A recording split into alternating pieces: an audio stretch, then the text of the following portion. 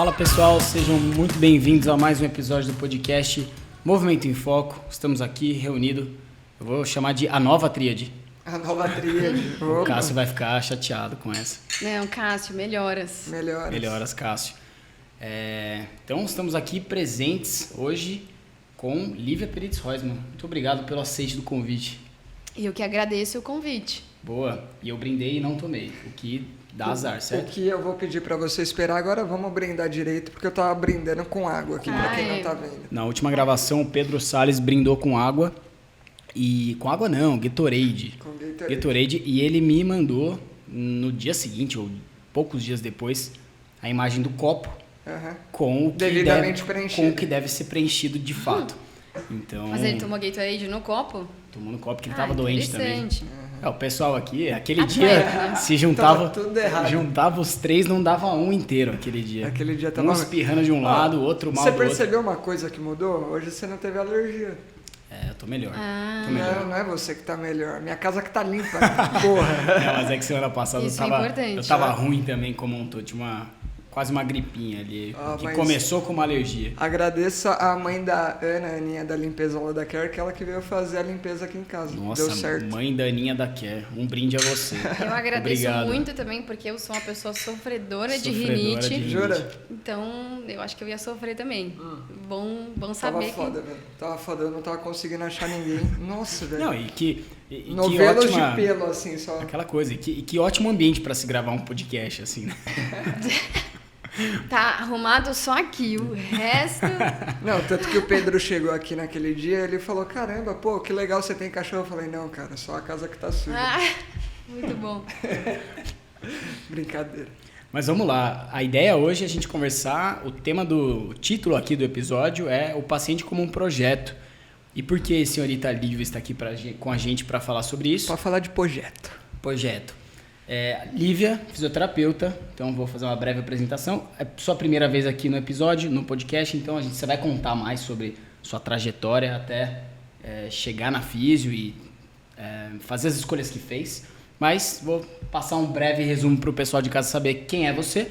Então, Lívia Peritz, fisioterapeuta, formada na São Camilo, especialização na área esportiva pelo HC e que já há um tempo, né, desde o ano passado, vem fazendo o seu MBA em gestão de negócios, que saiu um pouco da parte técnica, clínica ali dos estudos de pós-graduação e ir para uma parte diferente.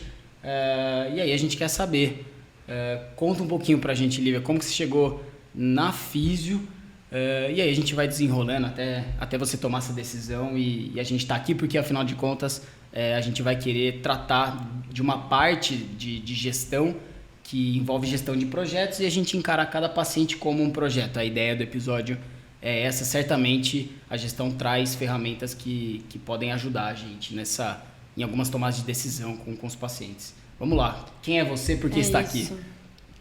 Bom, meu nome é Lívia.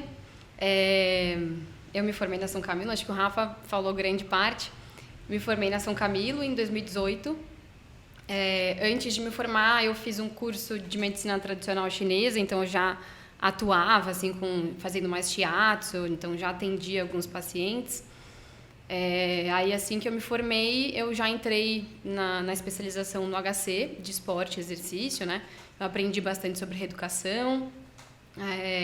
Ao mesmo tempo, já comecei a trabalhar também numa clínica só de fisioterapia, mais voltada para a musculoesquelética, com foco em coluna, principalmente.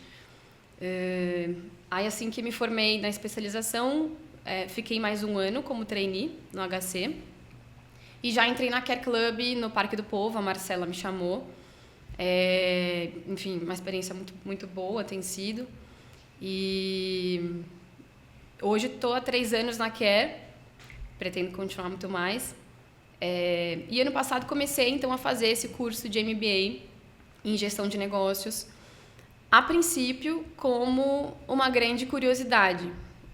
Eu gosto muito de entender sobre vários outros assuntos, a físio, né, principalmente, mas outros assuntos que a gente não fala muito como fisioterapeuta.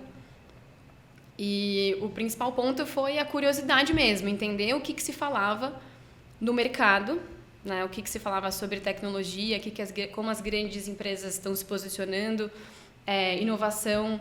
Então, eu falei, bom, para onde eu vou? Para onde eu posso entender isso melhor? E vi que era um curso de MBA. E achei esse curso de MBA da USP Exalc, que inicialmente era um curso presencial, lá na USP de Piracicaba, né? Tanto que tem uma parte muito forte no agro, né? No agronegócio. E aí, enfim, ele era presencial. Por conta da pandemia, virou online. Só que eles viram que facilitou muito. Deu certo. Deu muito certo, porque várias pessoas do Brasil estavam conseguindo fazer. Várias pessoas que são daqui, mas moravam fora, estavam tendo acesso. Então, isso é uma coisa muito positiva. E eles mudaram o modelo do curso para um curso online. Tem uma plataforma muito boa. Uma vez na semana, mas são aulas muito completas. Então, tem sido uma experiência muito, muito, muito positiva. Legal. A Núria, que é do meu time, inclusive, vai entrar na turma desse ano. Ela já começa semana que vem, se eu não me engano. Gestão de negócios. Gestão de projetos, de né? projetos. Acho que é o curso. Tem os dois. Existe os dois. Eu sei que é o de projetos que ela está envolvida. Começa semana que vem. Eu falei, fala com a Lívia. A Lívia sim.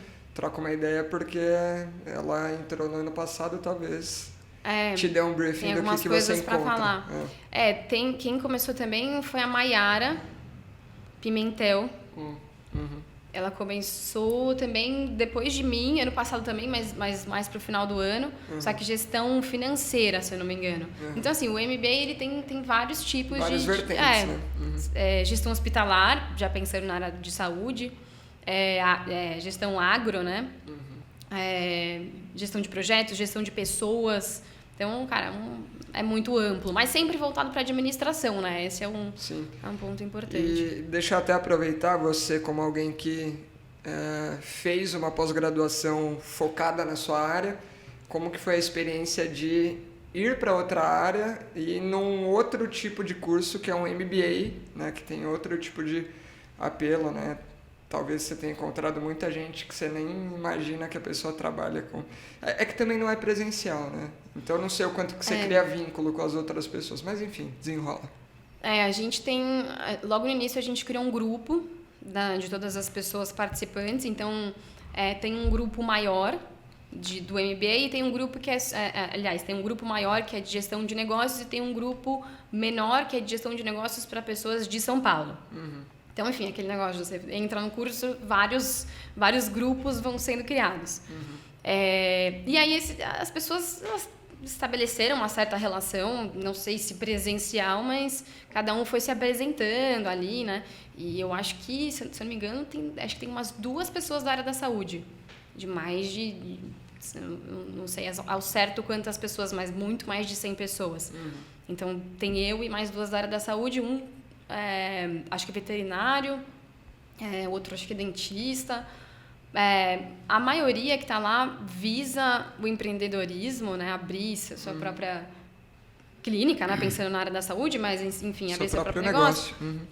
Ou então pessoas que estão passando para cargos de liderança na sua empresa, estão sendo promovidos, vão se tornar líderes e querem melhorar, né? Suas capacidades, seu conhecimento.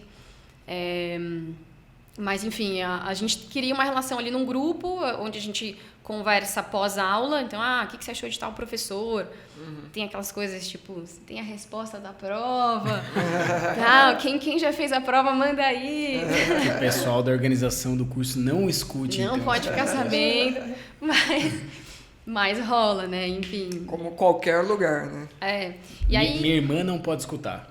Minha irmã, ela faz parte da empresa que cuida da plataforma. A PSEG. É a plataforma, né? Sua irmã não... que negócio engraçado. Minha irmã não pode escutar. Lívia, não escute. Não escute. Você está escutando aqui, ferrou já.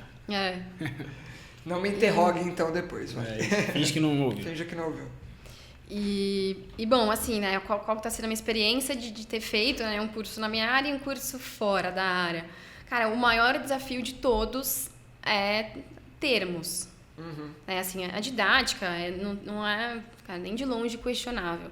É uma didática excelente, são professores com alto nível de conhecimento, assim, referência no assunto.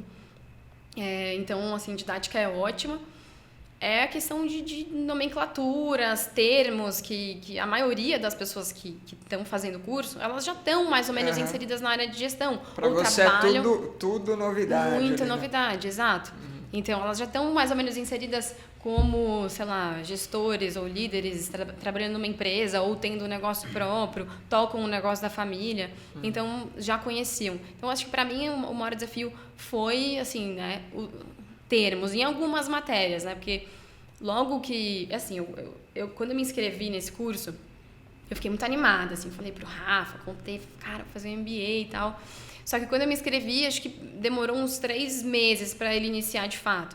E ao longo desses 3 meses eu fiquei refletindo, cara, aonde será que eu tô indo? Será que eu não deveria fazer um MBA, então, em gestão, sei lá, de saúde, por exemplo? Ou será que eu deveria ir para negócios mesmo? Será que não vai ficar muito longe da minha realidade? E no fim, assim, não ficou. A primeira aula já começou na matéria de gestão de pessoas, que é uma coisa muito legal. E que eu acho que eu tenho mais facilidade. Tem, pelo que eu recebi de feedback, assim, dos nossos grupos, muita gente não é tão familiarizado, mas por algum motivo eu me sinto tranquila, assim, com esse tipo de conteúdo, uma coisa que me é familiar. Então, as primeiras 3 aulas foram com esse tema e já me abriu a mente totalmente para o curso. E aí deu aquela sensação de ufa, não errei. Ufa, eu tô no lugar certo, exato. E aí, cara, as matérias, sim, né, variam. Tem matérias que eu fico compenetrada, eu quero estudar mais, eu quero saber sobre aquilo. E tem matérias que eu não sou tão chegada, que é sei lá, macroeconomia, gestão tributária, gestão financeira. Assim, eu sei que é importante entender, e para quem faz gestão de negócios é uma coisa muito importante, mas não é aquele negócio que você tem amor em estudar, né? Mas, bom, bora entrar? Bora entrar no assunto de fato. Enfim, a ideia de trazer a Lívia aqui já vinha de um tempo. Uma vez que ela apresentou a aula essa semana para a equipe lá da Care, falei, pô, tem bastante conteúdo bom aí. E justamente um dos pontos principais ali na conversa com a equipe foi a questão do físio enquanto um gestor de projetos em que cada paciente é um projeto. E aí, vamos lá, vamos entender aí o que seria, tentando fazer alguns paralelos que você até trouxe naquela conversa nossa. Quem está envolvido se pegar um paralelo de uma empresa, quem é o gestor? Existe o gestor, existe um cara que está ligado mais no macro, na macrogestão, na microgestão. Como a gente consegue fazer paralelos com a clínica mesmo, de fato, um ambiente de atendimento multidisciplinar, por exemplo? Sim. Eu acho legal iniciar pontuando que a gente falar que o paciente é um projeto não é desumanizar o paciente, não, que, pelo obviamente, amor de Deus, né? Mas, não, calma aí. Eu acho que disclaimer nem precisava ser feito, mas... Claro, mas eu acho que até eu acho humanizar, que a gente vai deixar claro o porquê exatamente, aqui. Exatamente, sim. É isso que eu ia falar. É muito pelo contrário, que às vezes a gente fala, então é como se fosse um produto. Não, mas jamais. É que está atrelado a vendas, está atrelado a organização, muito mais nesse sentido do que um projeto. Assim, quando o Rafa apresentou a ideia, falou que você estava dando aula, é essa visão que eu tive, encarar como uma série de coisas que você tem que tomar cuidado para fazer o desfecho clínico que você está desejando dar certo no final. Sim, então, sim. como que você vai coordenar o cuidado dele como um processo, né, encarando dessa maneira? Espero que seja isso. É isso. Assim, bom, eu vou começar da forma que eu comecei também esse pensamento comigo mesma. Então, desde que eu comecei o curso, o meu maior desafio foi tentar trazer as matérias, né, o conteúdo, o máximo possível para o meu dia a dia, como fisioterapeuta. E alguns conteúdos encaixaram mais, outros menos, e o que eu consegui traçar uma relação mais profunda foi a área de gestão de projetos. E aí veio muito do pensamento que muitas pessoas falam, não só na físio, mas todas as pessoas que trabalham com produtos ou serviços, né? Você tem que se ver como uma empresa. Todo mundo fala isso, você tem que se ver como uma empresa, pensando em marketing, pensando em vendas e tal. Mas o que é se ver como uma empresa de fato, né? O que é uma empresa? O que uma empresa faz? Uma empresa tem valores, uma empresa tem, enfim, objetivos específicos, uma empresa prestadora de serviço, uma empresa desenvolve produtos. Para que se chegue nisso é preciso projetos, é preciso gestores de projetos envolvidos nisso. Então, a minha ideia é, se eu sou uma empresa e eu sou fisioterapeuta e o fisioterapeuta tem muita característica de gestor, quais são os meus projetos? Os meus projetos são os meus pacientes. Por quê? Porque existe uma definição de projeto que é todo o trabalho ou serviço que entrega um resultado final. Que tem uma entrega, que tem um final ali que é que tem a ver com o que o cliente pediu, enfim, né? Ou a empresa pediu. Com uma demanda específica, né? Exato, uma demanda específica. Muitas vezes no sentido de solucionar um problema. Ou até aquilo que você detectou e não necessariamente o paciente pediu. Não necessariamente veio da busca ali espontânea aquilo, mas você detecta que aquele é aquela demanda, é uma necessidade. E você propõe fala, tem isso aqui também, né? Sim, exato. Então, o seu cliente ou o seu paciente, ele chega com uma dor, uma dor, eu digo, não uma dor só no sentido musculoesquelético, mas uma dor, um problema. Uma necessidade. Uma necessidade, exato. E o seu trabalho ali é tentar diagnosticar de alguma forma. Qual é o tipo de lesão, o que está causando, como a gente pode melhorar, como isso piora, enfim. Então, a definição de projeto é essa.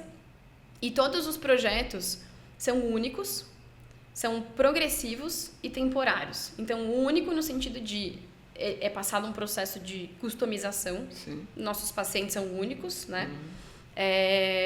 Eles são progressivos porque a ideia é de você ir cumprindo etapas. Então, pouco a pouco, o nível de complexidade vai aumentando, uma fase vai depender da conclusão da anterior, enfim, até que se chegue no objetivo final. E ele é temporário justamente porque os projetos... Tem começo, meio e fim, né? Você quer concluir aquilo que você estipulou. Exato, porque você precisa de uma entrega, você precisa de um resultado. Legal. Então, não tem como você... é um projeto...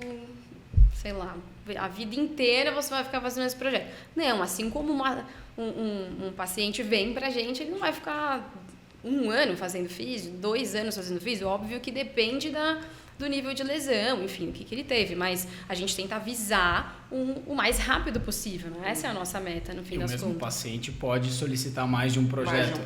E isso a gente já falou aqui no episódio, que é a questão da necessidade da comunicação e de deixar claro, né, os objetivos, até onde a gente chega. Chegamos aqui, atingimos isso.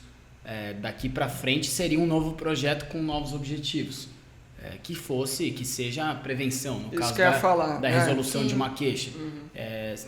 Estando bem comunicado, a gente já trouxe isso no sentido de não gerar mal-estar, assim, no sentido de ficar atendendo a pessoa e a pessoa não tá vendo muito fim naquilo, né? Se for acordado antes. Sim, exatamente. E acho que também nessas situações, né, por mais que sejam... Vamos pegar o assunto prevenção, por exemplo. É um projeto, mas que não necessariamente tem um fim definido, mas você tem uma finalidade. A finalidade é evitar um desfecho negativo ali, seja evitar uma lesão ou uma severidade de lesão, qualquer coisa do tipo.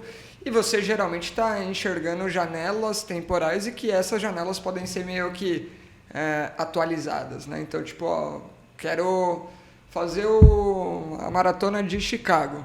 Então, quero me ver bem nesse período. Chegou lá, cumprimos, não cumprimos, como que foi? Quer dar um update? Próxima maratona. Então é isso, você tem processos meio que pré-definidos em tempo, né? E que, dependendo, você atualiza, fala, quer estender? Tem essa opção? Sim. Acho que tem um pouco disso, né? E já que você falou em processo, isso é um ponto, assim, muitas vezes os projetos, eles vão se tornar processos depois. O que é um processo? Um processo ele faz parte da parte operacional, é rotina, é operação. Mas muitas vezes essa rotina ela veio de um projeto anterior. Então é isso, às vezes você tem um projeto prevenção. Aquilo vai se tornar um processo porque, deu certo. Então vamos usar isso de uma forma recorrente, né? Animal. Boa. Legal. Definimos projeto. Definimos projeto. E já fez o toma lá da cá, pacientes, projetos, né? É isso. E humanizamos o projeto. Humanizamos o projeto. Assim, o que eu acho que mais vai puxar no sentido da parte da humanização, né? É que, beleza, né? Tem o projeto em si, mas grande parte disso vai depender das características do gestor. Né? Não é só uma questão de, como que a gente vai, então, organizar, tem uma rotina, tem um procedimento, beleza, alcançou o objetivo. Tudo isso vai depender muito das características comportamentais desse gestor. Então, existem muitas instituições que são voltadas para gestão de projetos específicos, né? Então, tem uma instituição específica que chama PMI, Project Management Institute. Enfim, a cada 4 anos eles lançam como se fosse um guia com os princípios de um bom gerenciamento de projetos. E grande parte disso tem a ver com características do próprio gestor. Então, uma vez que essa pessoa ela foi, definida para esse cargo, ele é porque ele é altamente qualificado para aquilo. Ele tem um alto grau de responsabilidade. Por quê? Porque ele tem capacidades técnicas e tem capacidades comportamentais. E a capacidade comportamental ela vai ter a ver com empatia, com saber se comunicar, com liderar bem uma equipe. E aí, no nosso caso, quem é a equipe? A equipe é o médico do esporte, o médico ortopedista, o treinador, o nutricionista. Então, você, como gestor do projeto do seu paciente, você precisa saber se comunicar com o nutricionista dele, para que todo mundo esteja atrelado ao mesmo objetivo final. Senão, cara, não vai dar certo. Legal, animal. E já que você tocou no assunto de características, né, sejam comportamentais ou atributos, necessidades técnicas, claro que a gente não vai conseguir esgotar, mas o que você destacaria como, essas são as características de um bom gestor, né? Seja de projetos ou nessa interlocução com o paciente. O que precisa ter? Sim. O que se destaca, né? Assim, eu acho que, em primeiro lugar, comunicação. Sem comunicação, aí é você com o paciente, você com o restante da equipe, tudo vai ficar muito mais difícil, é o que o Rafa comentou. Então, uma vez que esse paciente chega com uma queixa, e aí você diagnostica, mas você não delimita muito bem os prazos, você não explica muito bem os motivos dessa dor acontecer, o paciente vai ficar muito confuso. Qual a chance desse projeto dar muito certo? Pode ser que ele dê mais ou menos certo, vai ficar sem dor, mas será que esse paciente vai ter tanta percepção de qualidade assim do seu atendimento? Será que ele vai olhar e vai falar, teve um resultado e teve qualidade, valeu a pena. Então, isso é a valorização. Então, acho que a comunicação eu colocaria em primeiro lugar. A organização em si, porque se a gente está falando de gestão, é organização. Saber fazer a gestão do tempo, estabelecer prazos, metas e objetivos palpáveis, né? A gente sabe que na físio, muitas vezes, eles são mais qualitativos, na autopercepção de dor, enfim, mas eles são palpáveis. E eu diria que poder de liderança, poder de influenciar as pessoas. Aqui aí vai entrar na comunicação, mas, enfim, liderança e, por último, e não menos importante, né, autoeficácia. Você ter a capacidade de aprender sozinho, lidar com problemas complexos, né? Meio que se garantir. A autoeficácia é isso.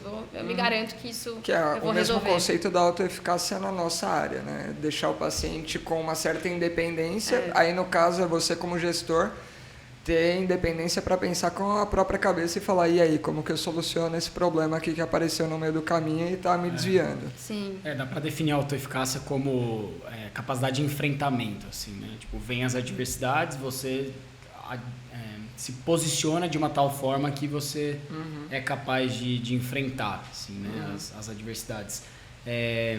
Enfrentar e gerir, né? O problema, porque só enfrentar, bater de frente, às vezes não adianta, né? Exato. Puxando um pouco pro lado da comunicação de novo,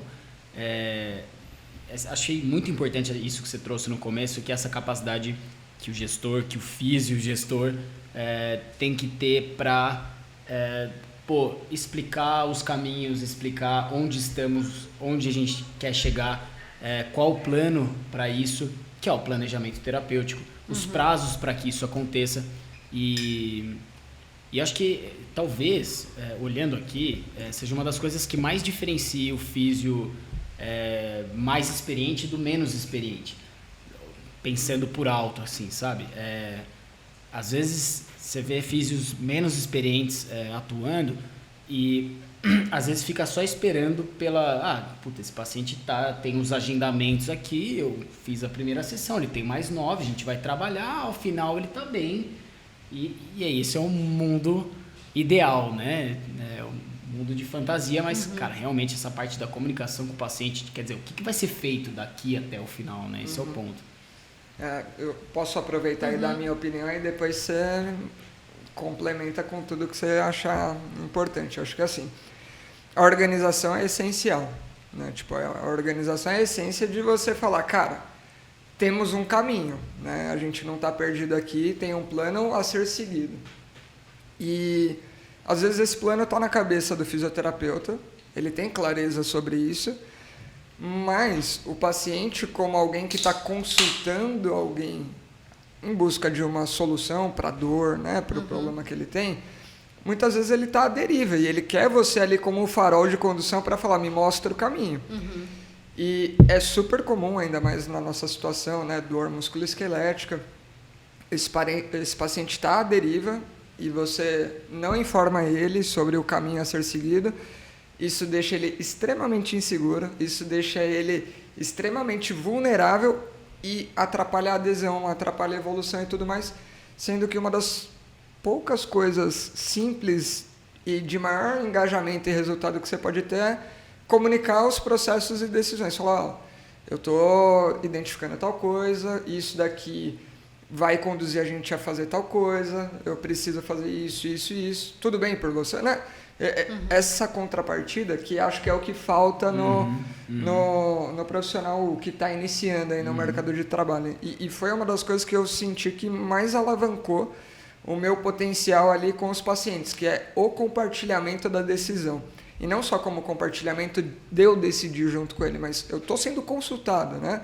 Então eu estou ali no meu papel de falar, está acontecendo isso, a gente estava esperando tal resposta em tanto tempo, hoje a gente está aqui nesse tempo, o que aconteceu, o que não aconteceu, a gente está acima, a gente está abaixo. Então você vai dando essa luz para ele na estrada, ele fica muito mais tranquilo e aí ele confia e segue aquilo com mais tranquilidade. Então, não sei se por coincidência, comunicação foi o ponto 1 e organização foi o ponto 2. Acho que não tem como dissociar, porque só comunicação, você vai comunicar o quê se você não tem um caminho? E só organização sem comunicação, você não tranquiliza a pessoa. Total. Eu acho que eu ia falar bem nessa linha que você traçou. Então, a vez que o paciente vem e ele precisa de uma explicação, ele está sofrendo um processo de dor, de lesão, de afastamento do esporte, e você não traça junto com ele um planejamento, qual a chance também dele aderir ao seu tratamento? Muitas vezes não é nem só, ele vai se sentir inseguro, mas vai continuar vindo meio assim. Não, às vezes ele nem vai marcar. Eu nem sei o que precisa fazer, você não me avisou, né? Então, exato. Eu vou confessar uma coisa, eu sofria muito com isso no início, assim, logo que eu entrei na Care. Antes, a outra clínica que eu trabalhava, a gente tinha um processo de gestão diferente. Era uma pessoa que avaliava e outras pessoas atendiam, e esse comportamento de marcar as próximas sessões era feito pela própria secretária, enfim, a gente não era responsável por isso. Então, o que acontece? A gente não era responsável pelo paciente, a gente atendia o paciente. Você era um executor ali. Executor, Você era um operário. Então, eu acho que grande parte da virada de chave, né, da mudança de comportamento é quando você, de fato, se coloca no papel de responsável por aquele paciente. É isso que muda tudo, é a chave. Porque enquanto você não é o responsável por aquilo, se ele marcar ou se ele não marcar, se ele está sabendo ou se ele não está, bom, eu vou fazer minha mobilização aqui, eu vou fazer a minha soltura, que é o que eu aprendi na faculdade que dá certo. Então, logo que eu entrei na Care, eu tinha um pouco disso de... Eu não falava muito, olha, eu explicava, diagnosticava, por conta da corrida, a mecânica, enfim... Mas a pessoa muitas vezes não marcava a sequência porque não falava, você vai fazer 10 sessões, 2 na semana. Com qual periodicidade, né? Tipo, exato. Tudo bonitinho. E aí eu tinha um pouco esse problema, poxa, mas por que fulano não marcou? Aí eu comecei a perceber, então é o que o Rafa falou, poxa, por que será que não está dando certo? Será que falta capacidade técnica? Cara, isso é comportamental, 100%. E olha que coisa, a gente não aprende isso na faculdade. Eu acho que é uma coisa de vivência mesmo, mas eu acho que devia ter, com certeza, os cursos de graduação e pós-graduação deviam ter esse tipo de conteúdo, mas talvez até atrelado à parte administrativa, à gestão, para a gente ter uma compreensão um pouco mais ampla, né? O Rafa vai comentar uma coisa, mas já vou deixar aí que eu quero falar depois, hein? Não, eu acho que eu ia comentar uma coisa e depois puxar para um outro assunto. Então a gente faz um bate e volta. Eu acho que em partes todo mundo já sofreu com isso no começo. Eu acho que também eu olho para trás e penso, realmente eu tinha uns pacientes que vinham uma vez ou outra e sumiam assim, e eu nem sabia. Acho que em grande parte realmente a gente vê muito assim no dia a dia. Às vezes eu me percebo atendendo e falando com a naturalidade que você vai adquirindo e aí você fala, cara, isso aqui não era assim, né? É muito doido, né? Talvez seja uma das coisas que realmente mais evolua. A evolução técnica, ela atinge um platô e depois desse platô não tem muito mais para onde ir. A habilidade de comunicação, acho que é uma coisa que ela dá sempre para melhorar. A impressão é essa, assim. E quando a gente está numa tocada de atender bastante e tudo mais, isso fica cada vez mais perceptível, sabe? Sim. E em relação à evolução técnica, depois que ela atinge esse platô, você melhora ela buscando outra técnica, que muitas vezes ela é uma alternativa para aquilo que você já faz, que vai servir para um ou outro paciente, sabe? É uma opção mais do que a solução em si. E você estava falando sobre, né, o ideal seria aprender isso na faculdade. A Ana, quando foi fazer o intercâmbio dela em Lisboa, ela tinha uma disciplina que eu não vou arriscar falar o nome, mas era desses aspectos comportamentais em como que você acolhe o paciente. E assim, não é tipo, a teoria não, é tipo ferramentas objetivas de como que você acolhe e gera um melhor vínculo, sei lá, com pre-talk, com rapport, né? Tipo, que são coisas que o pessoal estuda muito na tecnologia, na psicologia. Eu falei, caralho, que legal. Então, essa foi, tipo, com certeza uma das disciplinas que ela mais gostou. E eu discutia muito com ela.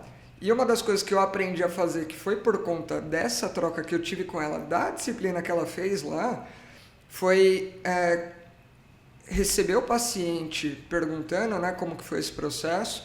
Já no primeiro momento falar, a gente tinha combinado tal e tal coisa, você está me falando, estou te pontuando aqui. A gente está em tal ponto do nosso caminho planejado, do nosso planejamento terapêutico. Não falo com essas palavras, lógico, né? Mas muito bom. Então, com base nisso, hoje eu estou pensando em fazer isso, isso e isso, beleza? Ah, beleza. Termino, falo, hoje a gente fez isso, isso e isso, a gente terminou assim, assim, assado.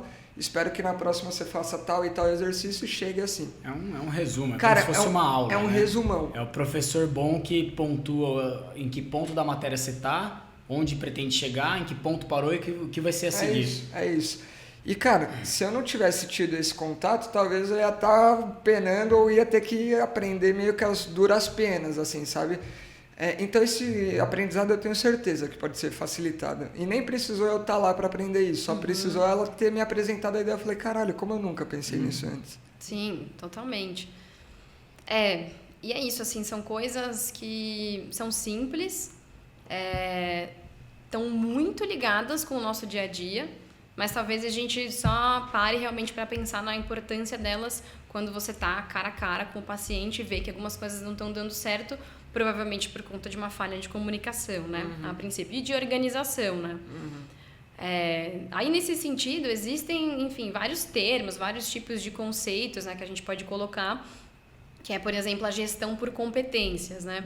Então, gestão por competências, ela vai atrelar a competência comportamental e a competência técnica. Então, elas sempre vão andar juntas. Não adianta você ter um e não ter o outro. Elas sempre vão andar juntas.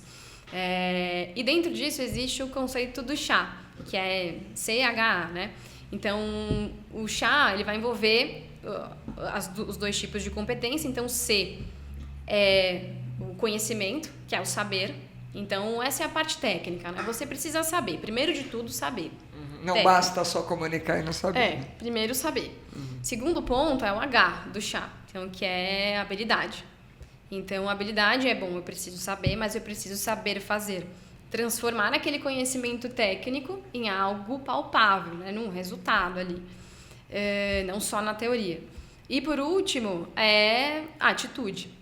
Então, eu preciso saber fazer e querer fazer. Eu preciso ter a vontade.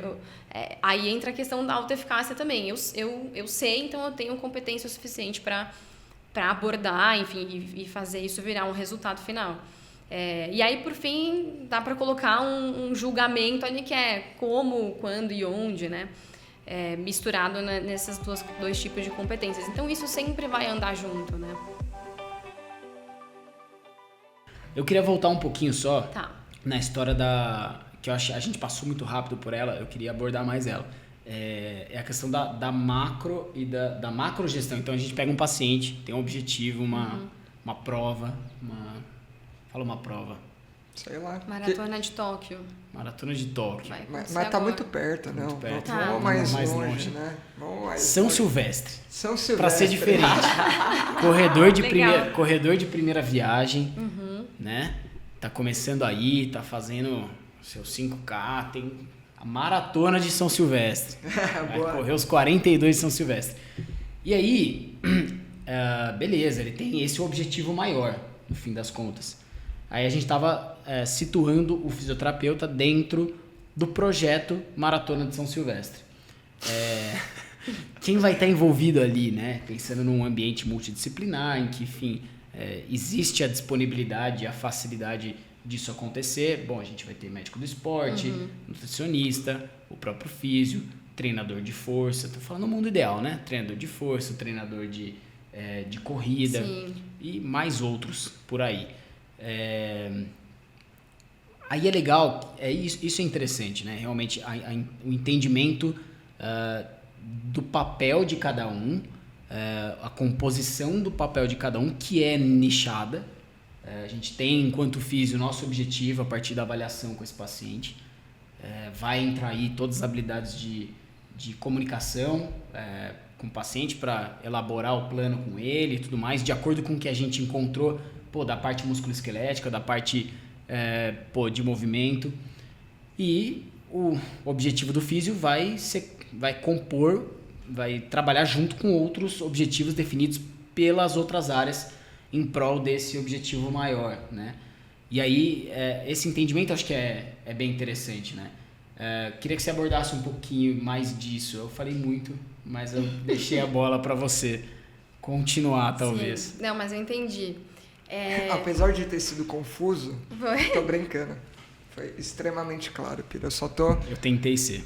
Eu só tô brincando porque ela falou mas entendi. Tá tudo bem, eu compreendi. Bom, então vamos lá. Então existe o projeto, que a gente sabe que é progressivo, temporário, tem um começo, meio e fim, ele é específico, ele vai envolver um âmbito, geralmente um âmbito específico. E existe o conceito de programa. Então, o que é um programa? Era isso que eu estava tentando lembrar. Era isso! Existe o conceito de programa, que são vários projetos acoplados e que seguem mais ou menos uma mesma linha, que podem estar direcionados para um mesmo objetivo. Então, existe um programa maior com vários projetos pequenos que vão traçar o mesmo caminho. Então, um exemplo, né? O exemplo que eu dei da Copa do Mundo. A Copa do Mundo é um programa. O que precisa acontecer para a Copa do Mundo rolar num país? eu preciso ter um projeto pensando em melhoria dos estádios. Mais estádios, melhorar a infraestrutura dos estádios. Eu preciso ter beleza, isso é um projeto. Eu preciso ter um outro projeto que é a melhoria das vias, circulação, transporte. As pessoas vão vir para cá, elas vão precisar andar, sei lá, de ônibus, de metrô, as vias precisam estar asfaltadas, então isso é um outro projeto. Outro projeto de melhoria de hotéis, mais pousadas, hostels, enfim. São vários projetos menores que compõem o programa maior que é a Copa do Mundo. E se a gente for pensar, então, transferir isso para o nosso dia a dia, para o paciente... Não, transfere para o nosso maratonista. Vamos transferir para o nosso e maratonista. E aí, é um programa ou um projeto que a gente está fazendo com ele? Então, agora eu já estou em dúvida. Agora já está em dúvida. Ele tem o projeto maratona, né? É o objetivo dele, ele quer fazer uma maratona. Então, imagina que ele, a princípio, vai buscar um médico do esporte. E ele fala, tenho o objetivo de fazer essa maratona da São Silvestre, nunca corri uma prova de 15 quilômetros antes, eu preciso me preparar, eu estou com uma dor no joelho.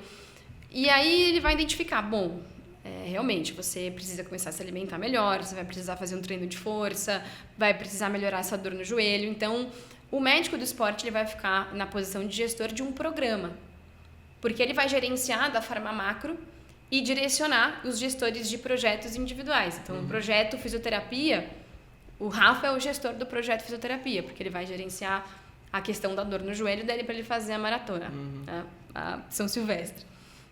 O médico do esporte vai indicar um gestor nutricionista para arrumar a questão alimentação. Então, passando para o nosso maratonista, é isso. Existe o programa maior e existem os projetos envolvidos nisso. Sempre o médico do esporte vai ser esse grande gestor de programa? Não, nem sempre. Às vezes a gente está com essa responsabilidade, né? Tomando essa responsabilidade de conversar e organizar a equipe. Sim. E aí? E dentro do projeto? Dentro do projeto, o que compõe um projeto?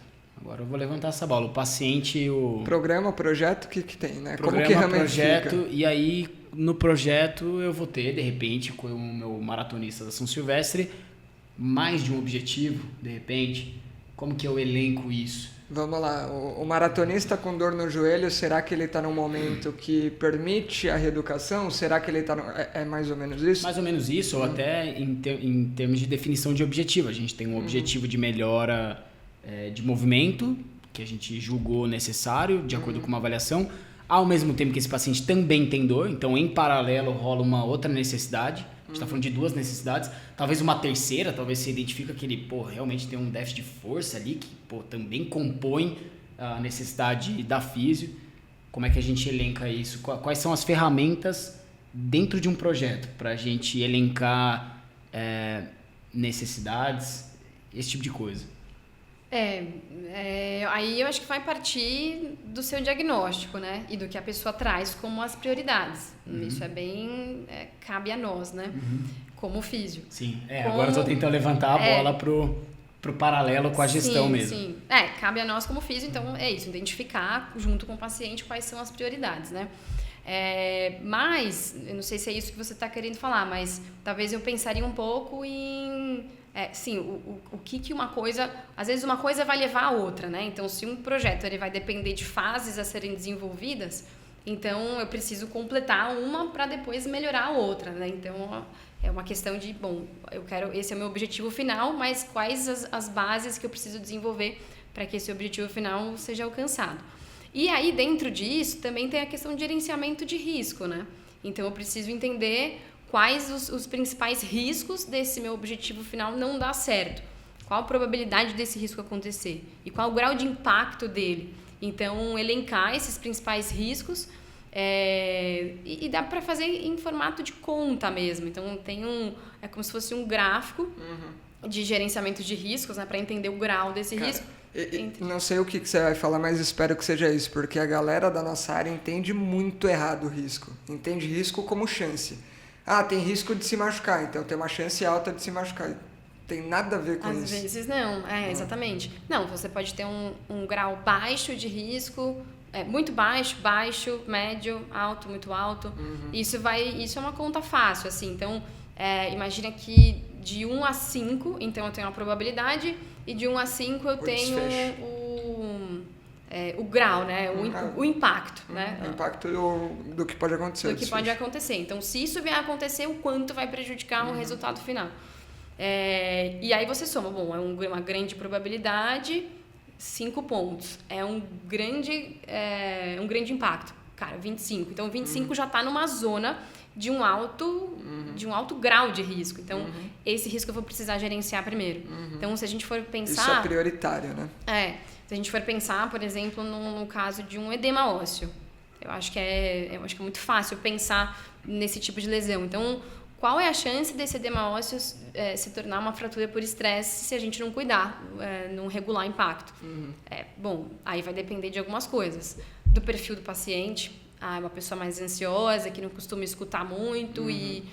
Enfim, é uma pessoa que já teve outras fraturas prévias, então já tem uma tendência, de repente, de desenvolver uma fratura. Então, qual que é a probabilidade? É alta.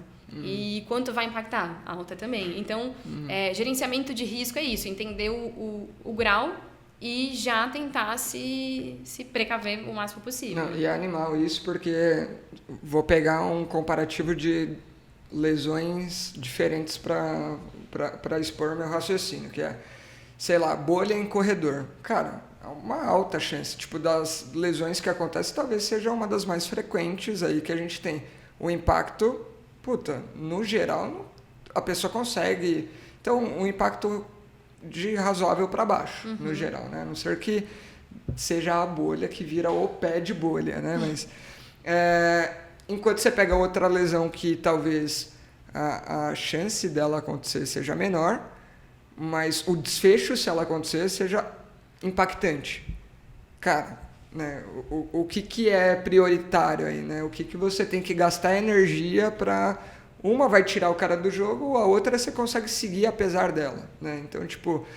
E é isso que eu fico puto, porque na nossa área eu vejo muito comumente a galera falando, nossa, não, tem um alto risco, como entendendo o risco só como chance. Cara, a chance de acontecer... por si só pouco importa. O que importa é a consequência, é um consequencialismo aqui. Qual que é a consequência? Qual que é o desfecho? Quanto que isso vai impactar? Adorei o que você falou. Sim. E eu acho que é legal pontuar que o risco ele nem sempre é uma coisa ruim. Muitas vezes você pode ter um risco bom de alguma coisa. Sim. Então, se a gente está falando de um planejamento de uma viagem, por exemplo, qual a chance do dólar cair e, eu vou economizar muito? Bom, pouca, mas é um risco. Um risco pode ser um risco bom também. Então, acho que cabe acrescentar. Eu acho que uma parte legal que envolve conhecimentos em gestão e algo muito próximo nosso do paciente, que é a definição, a definição de metas com ele, né? Então... bom, isso faz parte de gestão, né? E faz parte, por exemplo, em situações em que a gente quer mudanças de comportamento. No nosso caso, comportamento motor, comportamento em relação à atividade física, introdução à atividade física. Aí entra as metas, que acho que entra no conceito de gestão, SMART, né? Então, que são específicas, mensuráveis. Então, assim, o objetivo SMART, ele é justamente para você ter metas fáceis e palpáveis. É pela tradução da palavra mesmo. É uma meta inteligente. E isso precisa ser a base do restante do seu planejamento. Então, SMART, cada letra tem um conceito, né? Então, S de específico, specific, precisa ser bem clara e objetiva. Então, eu quero fazer a maratona de São Silvestre no final do ano. Com o mínimo de dor possível. M de mensurável. Então, você precisa achar formas de entender se você está evoluindo ou não, seja quantitativamente, qualitativamente. A de alcançável. Então, você precisa entender que... Tem que ser realista, né? Alcançável e realista, né? O R do SMART realista, né? Então, alcançável e realista entra muito em paralelo, né? Muito parecido. Bom, eu tô com uma fratura por estresse e semana que vem eu tenho uma prova. É realista? Não é realista. Então, tá fora do nosso objetivo. Então, realista. Realista também entra o conceito de tá batendo com o seu propósito. Isso, tá em linha, né, com o que você precisa seguir. Exato. E o T é de time-based, né? Temporal. Então, o temporal, sim, para criar uma organização. Bom, semana que vem, então a gente vai começar a evoluir nos exercícios. A próxima semana é a nossa meta para tentar diminuir essa dor. Mas todo o projeto ele vai envolver mudanças, né? A imprevisibilidade ela faz parte da vida e nossos projetos vão passar por isso. Então, a gente tem que estar esperando um pouco que essas mudanças aconteçam. Então, pode ser que os prazos mudem, tudo bem. Mas a questão do prazo é para criar um senso de urgência. Se a gente não cria um senso de urgência, a gente acaba ficando um pouco acomodado com as coisas, né? Tudo bem, o paciente falou que vai fechar mais 10 sessões, então eu vou continuar aqui no que eu estou fazendo e, bom, cadê o resultado, né? Então, é criar senso de urgência. Esses são os objetivos SMART. Tem uma coisa que acho que é legal, que nesse paralelo entre alcançável e realista, tem tanta coisa que é alcançável, mas que não desafia também. Não pode ser um alcançável que, tipo, puta, isso é tão fácil que não me move, não me tira do lugar, né? Tem que ser... Acho que esse equilíbrio alcançável e realista tem que ser minimamente desafiador, mas um desafiador que, pô, é possível, eu consigo fazer isso com esforço, com dedicação, mas dá. E aí tem tolerâncias diferentes, né? Uns vão tolerar um desafio maior, outros são menos tolerantes ao desafio. Eu acho que esse é um ponto, porque senão, cara, atingível por atingível. Né? Levantando a bola aqui só do que estudos relacionados à dor crônica mostram assim, estratégias interessantes, por exemplo, para você introduzir atividade física e promover mudanças de hábito com população mais sedentária, que é a estratégia de atividade gradativa, que é basicamente você definir, de acordo, enfim, com a necessidade, aquilo que o paciente coloca como prioridade, que ele deseja voltar a fazer, tem algum prazer em fazer, caminhar com o neto, nos finais de semana, no parque, que seja, né? Pegando um exemplo de uma parte da população idosa. Envolve, então, traçar justamente, de repente, semanalmente, estratégias para esse paciente, independente do nível de dor dele, e crescendo gradualmente o nível de atividade, né? A exposição àquela atividade que ele coloca como ameaçadora. É óbvio que isso depende de uma avaliação nossa para a gente julgar a segurança ou não, para ir expondo gradualmente nesse caso. Mas justamente nesse tipo de tratamento, de exposição, que chama atividade gradativa, as metas têm que ser metas SMART, realmente. Então, aquilo que não vai desencorajar, aquilo que o paciente olha e fala, não, realmente consigo. Então, só citando um exemplo prático aí da gestão no cuidado específico de pacientes com dor crônica. Sim. E é isso. É o que você falou, citando coisas da gestão no cuidado com o paciente. O que a gente faz é gestão.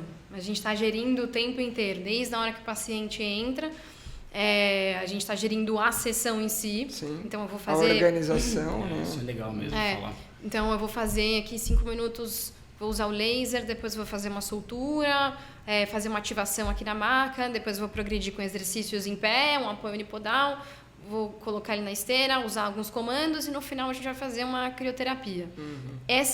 Isso é gestão, mas às vezes a gente não coloca isso, né, como gestão. Isso muitas vezes acaba sendo um pouco intrínseco e instintivo pra gente, né? A gente chama de planejamento terapêutico só. Planejamento terapêutico, sim, é isso. Mas, poxa, é muito que legal ver... e é muito legal ver que grandes empresas falam disso também, tanto quanto a gente, né? Não é uma coisa... uma coisa é o projeto lá da XP, é o projeto lá da Apple, e outra coisa é o que eu faço aqui com o meu paciente. Até como uma forma de não deixar a gente...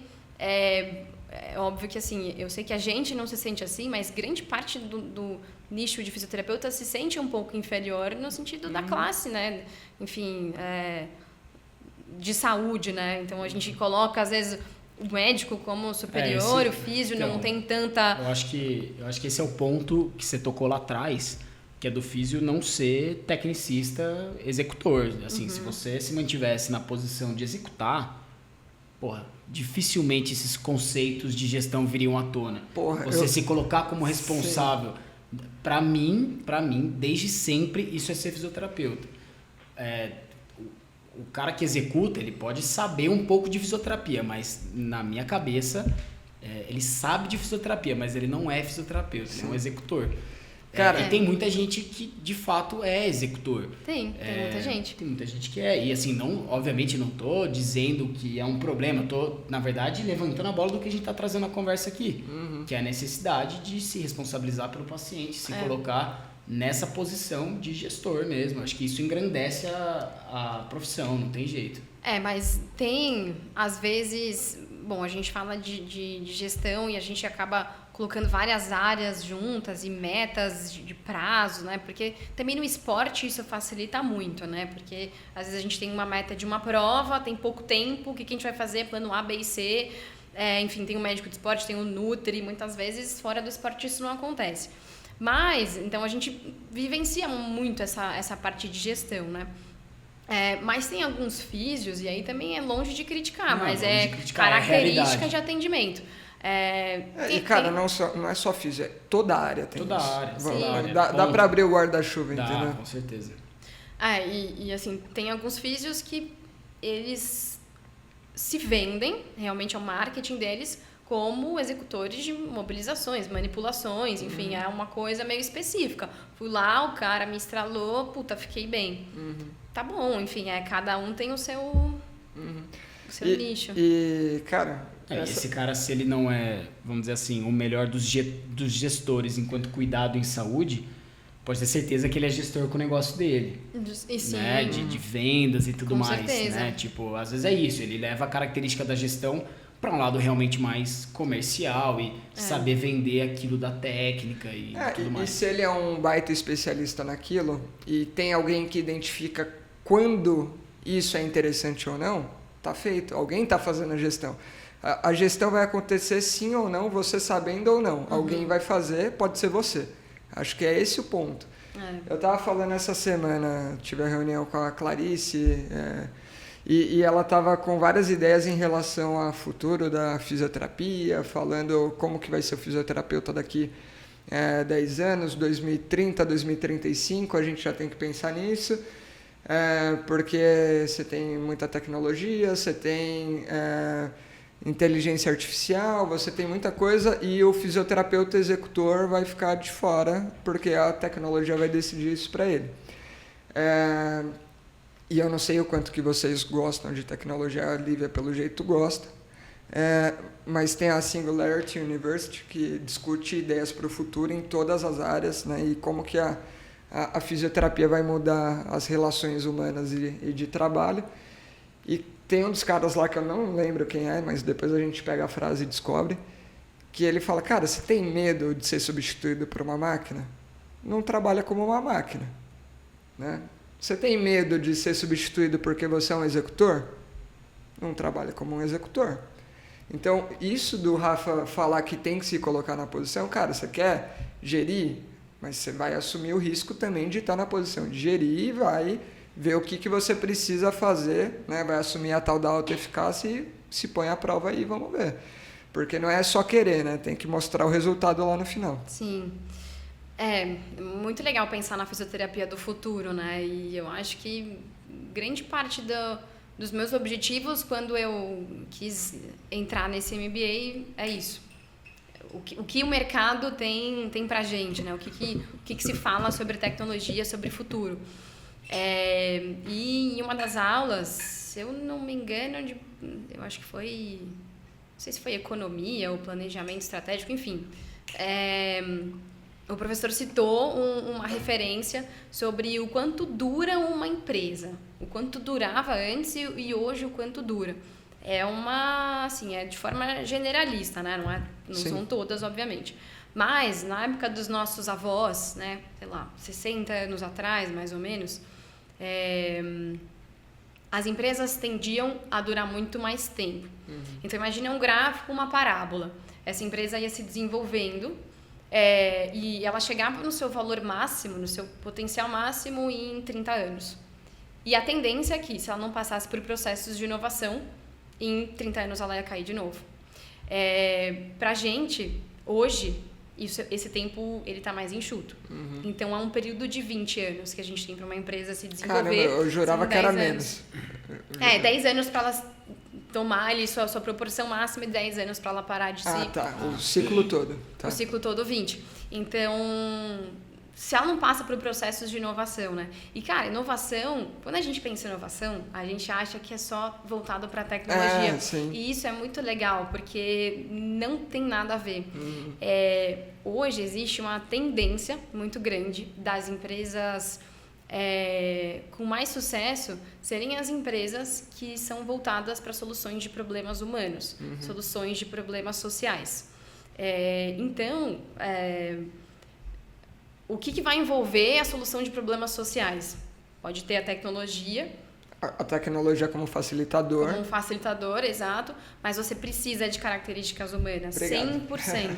Não tem como você substituir a empatia, a comunicação humana. Então, a tecnologia, na verdade, a gente tem que usar ela a nosso favor e não o contrário. Sim.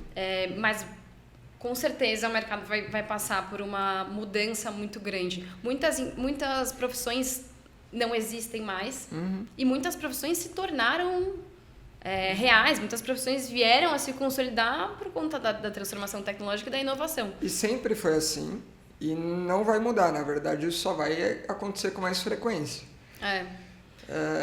O que você falou amarrou o último ponto que eu falei. A única coisa que nunca, não sei, né, mas no status atual a tecnologia não vai substituir é a relação humana.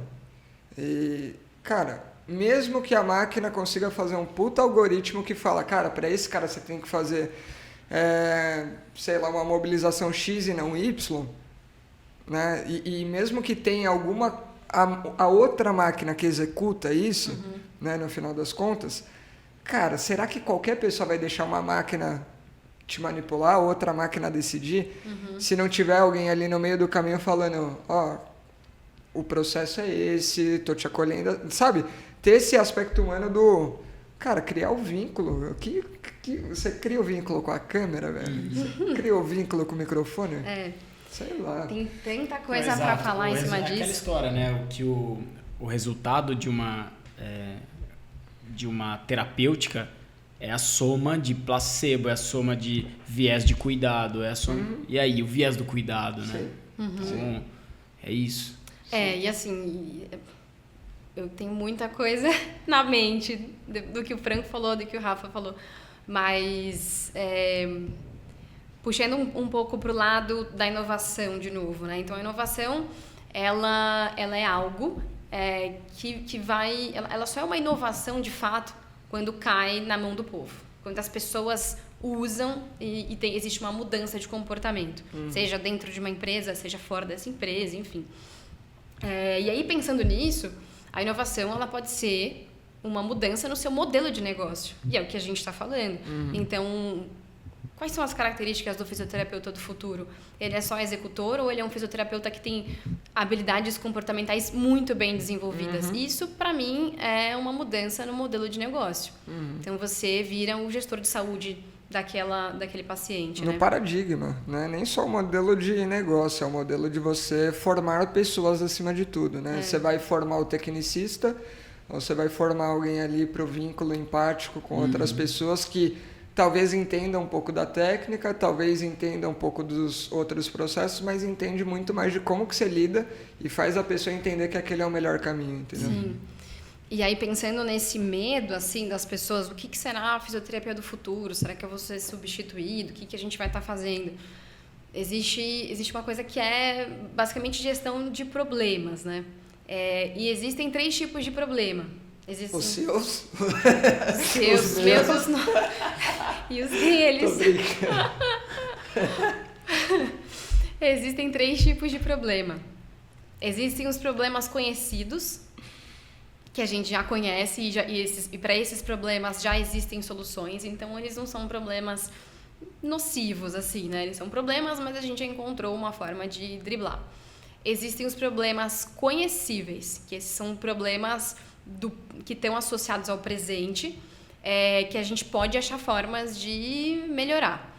E existem os problemas incognoscíveis, são os problemas do futuro, que a gente não tem nem capacidade de entender quais são esses problemas. E as grandes empresas, as empresas de fato inovadoras e futurísticas, elas pensam nesses problemas antes deles existirem. Então, a forma da gente ser um fisioterapeuta do futuro é imaginar o que vai estar acontecendo daqui 30 anos. Eu não sei nem qual que vai ser o problema, mas eu preciso encontrar uma solução. Então, se a gente for pensar em coisas do futuro, cara, o metaverso está aí. Vai existir uma fisioterapia no metaverso? Como que seria isso? Bom, não consigo nem imaginar.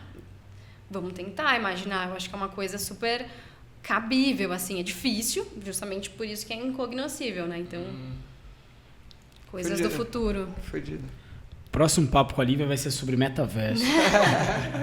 Fisioterapia no metaverso com Lívia. Com Lívia Perides. Posso só finalizar com algumas reflexões? Assim, com certeza. Você quer acabar o papo aqui? Porque tem mais 1 hora. Então, pegar mais uma cerveja e a gente vai falando. Não, vamos lá. Estamos batemos 1 hora já. Vamos para as linhas finais. Eu acho que tem algumas reflexões legais, assim, só pra gente ter alguns mais aprendizados, assim, né, dessa conversa. E de correlações, né? Pensando em correlações de como você quer ser, o que você projeta para você mesmo. Então, empresas que pensam muito no futuro e tem pouca execução de fato, são empresas que têm muita fala e pouca ação. Empresas que têm muita execução e pouco foco no futuro, elas estão presas no passado, eternamente. Quem tem poucos dois é uma empresa, obviamente, sofredora, né? Uma empresa que tem muito foco no futuro e muito foco em execução, aí é uma empresa líder, aí é uma empresa futurista. Então, acho que cabe atrelar esses 2 pontos. Foco no futuro e foco em execução.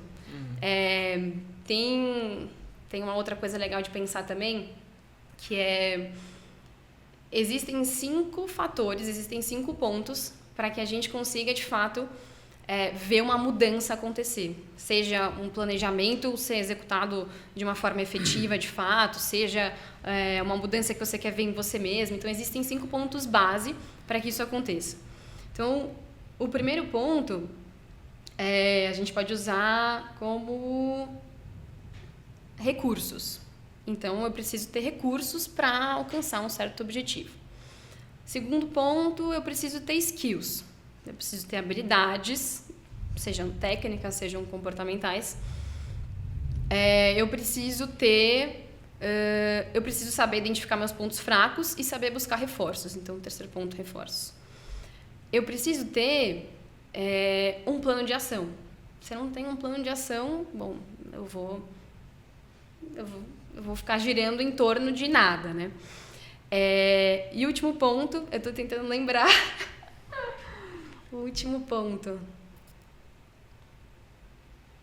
Esqueci o último ponto. A gente vai lembrar. Guarda para o próximo episódio. No próximo episódio a gente traz o quinto ponto. No próximo episódio vai ter o 5º ponto, fica de mistério aí. Fica de mistério. Mas existem esses 5 pontos que são essenciais para que uma mudança aconteça. Senão você vai ficar girando em frustração. Você já sabe 4 deles, você está no lucro.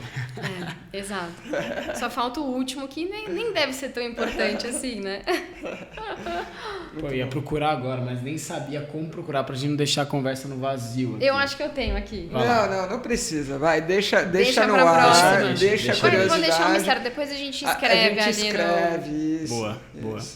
Quem entrar nos comentários que tiver lá no Instagram, sabe? Vai ter a fotinha do episódio no Instagram, vai estar lá o quinto ponto. O último ponto, só para você entender que é a declaração final. E aí você vai curtir isso daí. É isso. Curta esse comentário do 5º ponto. É isso. Livinha, muito obrigado. Agradeço a presença ilustríssima. Agradeço os 4, 5. Tivemos 6 pessoas presentes. Quem se pronunciou aqui foi Royce Luiz. Royce Luiz Ele presente. entrou. Opa, comentou aqui. Um comentário indecifrável, mas ele tá aqui. Muito bom. Pai de Livinha. Famoso sogrão. É isso aí. Então, gente, obrigado para quem esteve presente até agora. Livinha, muito obrigado. Puta Eu que papo. agradeço. Baita papo. E pessoal que esteve acompanhando até agora, valeu de novo. Quem esteve acompanhando nas nossas plataformas de streaming, Curta, compartilha. curta, compartilha, segue o canal, segue o canal do YouTube. Lembrei do último ponto. Lembrou? Ah! Você precisa ter os seus valores, objetivos bem definidos, valores. Eu colocaria esse como primeiro. Esse é o primeiro. Eu colocaria como primeiro. Sério. Sem saber seus valores, cara, o resto não faz O sentido. resto não vai fazer sentido, exato. O resto vem junto. Boa. Bom demais. Encerrou. Agora Agora, encerrou, agora agora sim. chave encerrou. de ouro. Bom. Curte, compartilha, segue o canal do YouTube, segue o Instagram Qual o seu opinião? e acessa o Apoia-se. É isso. É isso. Valeu. Valeu, galera.